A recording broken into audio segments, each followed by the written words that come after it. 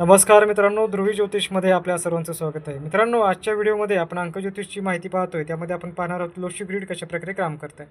तुमची जन्मतारीख जर तुम्हाला माहिती असेल तर लोशी ग्रिडमध्ये आपण ही जन्मतारीख कशी टाकायची याची माहिती पाहूया.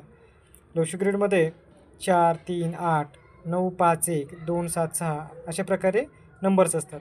तुमची जी जन्मतारीख आहे, उदाहरणार्थ एक जन्मतारीख घेतलेली आहे 3/1/2015. तुमच्या जन्मतारीखला पहिला हा 3 हा तुमचा मूलांक आहे. या ठिकाणी जर डबल डिजिट असेल तो सिंगल डिजिट करून घ्यायचा आहे. तो तुमचा मूलांक असतो म्हणजे ड्रायव्हर नंबर. आणि कंडक्टर नंबर म्हणजे तुमची टोटल जन्मतारीखची टोटल केल्यानंतर जो अंक येतो त्याची टोटल केल्यानंतर जो अंक येतो तो तुमचा कंडक्टर नंबर. इथे दोन्ही नंबर सेम आहेत. काही ठिकाणी हे दोन्ही नंबर वेगळे असू शकतात. कुवा नंबर, एंजल नंबर ही नंतरची गोष्ट झाली.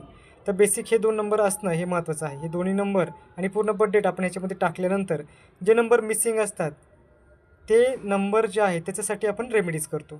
तर अशा प्रकारे तुम्हाला लोशी ग्रिडमध्ये तुमची जन्मतारीख टाकून तुमचे डिटेल पाहता येतात.